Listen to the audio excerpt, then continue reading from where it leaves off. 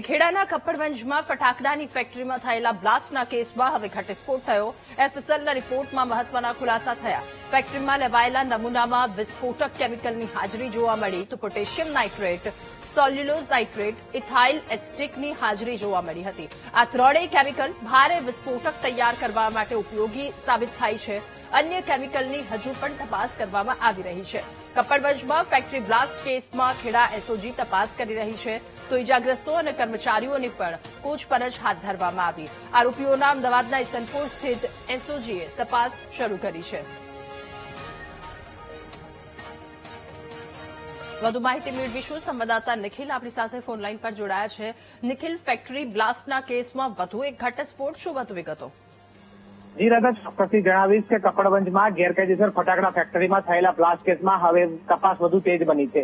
આ સમગ્ર કેસની તપાસ ખેડા જિલ્લા એસઓજીને સોંપવામાં આવી છે અને તપાસ દરમિયાન એફએસએલ રિપોર્ટમાં મહત્વના ખુલાસા સામે આવ્યા છે. ફેક્ટરીમાંથી લેવામાં આવેલા સેમ્પલની તપાસમાં પોટેશિયમ નાઇટ્રેટ, સેલ્યુલોઝ નાઇટ્રેટ અને ઇથાઇલ એસિટિક જેવા 3 કેમિકલની હાજરીની પુષ્ટિ થઈ છે. પ્રાથમિક તપાસ મુજબ આ કેમિકલનો ઉપયોગ ભારે વિસ્ફોટક સામગ્રી તૈયાર કરવામાં થતો હોવાનું સામે આવ્યું છે. જો કે અન્ય કેટલાક કેમિકલના સેમ્પલની તપાસ હજુ ચાલુ હોવાથી અંતિમ એફએસએલના રિપોર્ટ બાદ સમગ્ર વિગતો બહાર આવશે. બીજી તરફ એસઓજી દ્વારા ઘટના સ્થળે ફરી તપાસ કરવામાં આવી રહી છે. ઇજાગ્રસ્તોના તેમજ બચી ગયેલા કર્મચારીઓની પૂછપરછ શરૂ કરવામાં આવી છે. સાથે જ ફેક્ટરીને લગતી જરૂરી માહિતી માટે વિવિધ વિભાગો પાસેથી દસ્તાવેજો અને વિગતો પણ મંગાવવામાં આવી રહ્યા છે.